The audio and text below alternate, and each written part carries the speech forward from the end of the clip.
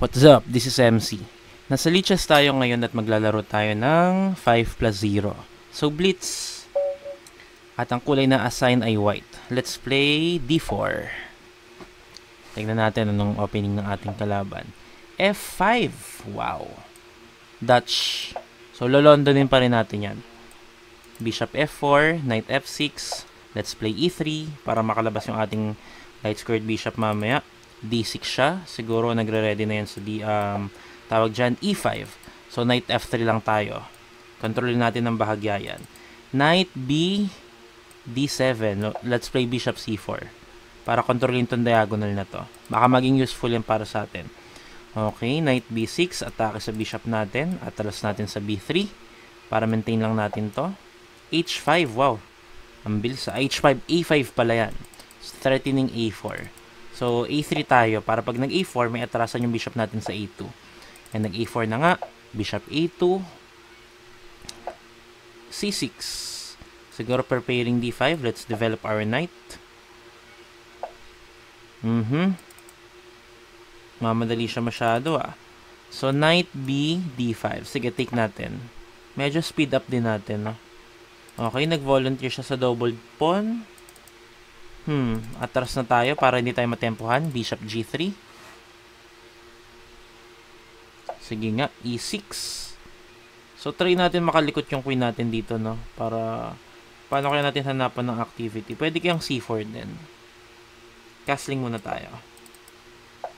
Feeling ko okay din mag C4. Sige, let's play C4. Para may linya dito na pwede natin siguro ma-take advantage. Okay, doon siya pumunta. So, kailangan nating umatras. Saan natin i-atras to? So, I guess pwede rin dito para makapunta tayo sa C2. Atake natin yung pawn doon. Kailangan maganda na malagay natin yung knight natin dito. I believe maganda na ma-trade natin tong bishop natin sa kanyang knight. Kaya lang umilag yung knight, so bishop na lang din. Then talo natin yung knight natin sa E5, which is an outpost. So, pwede natin i-threaten tong pawn na to. Feeling ko, medyo lamang tayo dito. Feeling ko.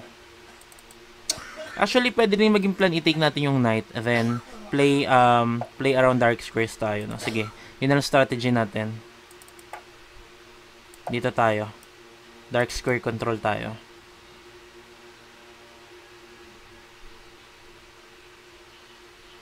So, pag gumit na ito ngayon, aangat natin yung queen para mag-connect yung rooks natin.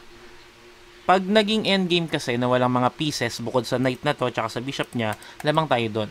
Kasi close yung position, relatively close, na medyo onti yung possibility ng mga pawn breaks at yung pawns natin nasa dark squares. Atake. So, dito lang tayo, I guess. Kahit mag-outpost siya dito, wala rin siya ma-achieve, I believe. Unless dito siya umatake sa F2. Tignan natin. Kainin natin yan, para hindi siya makaporma dyan. Then, let's play this move.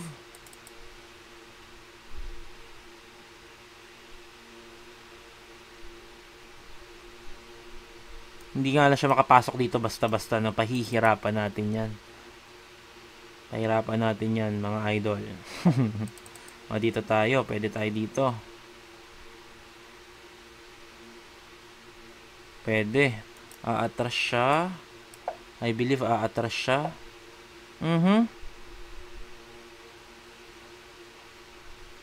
Dito tayo kaya.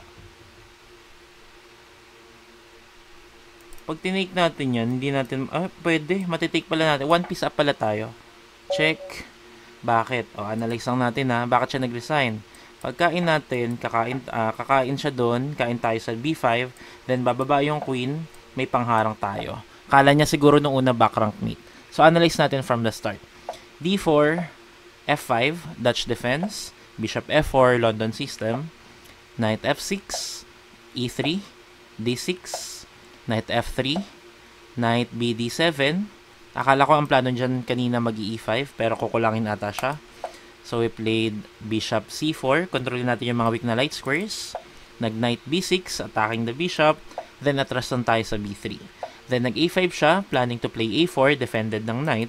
So ayaw naman natin matrap yung knight natin, or bishop natin. We play a3 para may bishop a2 na idea. So nag-a4 pa rin siya, attacking our bishop. Atras tayo sa a2. Then dito nag-c6 na siya. Siguro plano niya nga kontrolin yung d5. We developed our knight to c3. Then nag-knight bd5 siya. So dito hindi rin malinaw sa akin anong goal niya. So gusto niya lang siguro mag-trade. Nag-knight takes d5 tayo, and then nag-pawn takes d5 siya. Then we played bishop g3 para iwas na tayo sa tempo sa e5. So pag na-e5 kasi siya, posibleng matarget yung bishop natin, and I guess kailangan rin natin i-atras yung bishop natin para well defended siya sa g3. So dito nag-e6 siya, siguro para makalabas yung isa niya pang bishop. Nag-castling tayo, and then nag-bishop e7 siya. Then we played c4. So gusto natin ma-open yung linya ng light-squared bishop natin sa a2. At para mangyari yun, kailangan mag-pawn break tayo sa d5 or sa c4. So nag-take siya, nag-take din tayo. I guess kaya siya nag-take para hindi kung hindi kasi siya magte-take sa c4, let's say nag-castling lang siya, tayo yung magte-take, pawn takes d5. Kung magpo-pawn takes man siya, may double pawn pa rin siya. Kung magna-knight takes naman siya, titake natin yun ng bishop, then titake niya ng pawn, may double pawn pa rin siya. So, pangat na structure yan. Which is why, pinili niyang mag-take sa c4. So, tinake natin ng bishop, and then tsaka siya nag-d5. So, dito inatras natin sa d3 with the idea na magbe-bishop c2, and then atakihin yung pawn sa a4. Kasi nga, overextended yon. Pero naisip ko na pwede niya rin yung depensahan with b5. Kaya lang yung b5 naman yung targetin natin. So, dito nag-castling siya. Then, we played bishop h4. Ang idea ko dyan, gusto ko mawala yung knight niya o kaya yung dark squared bishop niya. Gusto ko maiwan na piece sa kanya yung light squared bishop niya na pangit. Bakit pangit? Kasi nakatutok sa mga sarili niyang kakampi, mga pawns. So, yung light squared bishop niya, mababarahan ng sarili niyang mga pawns. So, nag-knight e4 siya. Tinake natin yung bishop sa e7, queen takes e7, and then knight e5. Centralize natin yung knight. So, itong knight sa e5 ay pwede nang ituring na outpost. Ano ba yung outpost? Isang knight na maganda yung placement, pwede rin naman ibang piece, pero sa case na to knight, na maganda yung placement sa sense na hindi na siya kayang atakihin ng pawns ng kalaban. Nasa e5 siya, dahil yung mga pawns sa tabi nun ay f5 at d5. So, hindi na siya maatake. Meaning, mahirap nang paalisin yung knight doon at magiging sobrang powerful niya. Combining with the idea na yung light squared bishop ng black ay nakatutok sa sarili niyang mga pawns. So, medyo mahirapan siya i-activate yan. So, dito nag-bishop, d7 siya. Hindi ko tinake dahil bad bishop nga yan. So, hayaan ko lang na meron siyang bad bishop at meron tayong magandang knight sa e5. Tinake natin yung knight sa e4 kasi good knight naman yon. So, yung bishop naman natin, hindi naman yan totally bad pero mas powerful yung knight sa e4. Or at least, yun yung naisip ko sa case na to. So, nag-take siya, f takes e4, and then sinentralize natin yung rook natin, rook c1. The only open file. So, nag-centralize din siya, rook a c8, inangat natin yung queen natin sa d2 para mag-connect yung mga rooks. So, nagdedepensahan na sila. Then, siya naman dito ay nag-bishop b5. Inaatake yung rook natin. So, ilagay lang tayo, rook e1. Then, nag-rook c7 siya. Siguro may plano mag-double up sa c5. So, dahil ayun nga yung idea niya, tinake ko na yung rook. Rook takes rook sa c7, queen takes c7, and then rook c1. Attacking the queen. So, umilag siya. Nagpunta siya sa b8. Medyo passive na square. Magkakaroon tayo ng mga idea ng knight d7 kung medyo tutulog-tulog siya. So, kailangan niya mag-ingat. Then, in-improve natin yung queen natin with queen b4, attacking the bishop on b5. At medyo may konting posibilidad din ng queen e7 para makapanggulo dyan. So, dito na-blunder siya, no? Nag-rook c8 siya. Akala niya simpleng trade lang yan. Dahil pag tinake ko yung rook, after niya mag-take ng queen sa c8, hindi natin matitake yung bishop kasi meron siyang queen c1 checkmate. Pero akala niya lang yon dahil na-realize niya rin later na meron tayong queen f1, mababantayan natin yung king at meron tayong lamang na isang knight na nasa e5, which is very powerful. So, decisive advantage yun. Kaya, saan ba siya nag-resign? After natin i-take yung bishop sa b5 ay nag-resign na rin ang ating kalaban. Hindi ko maalala kung dun ba.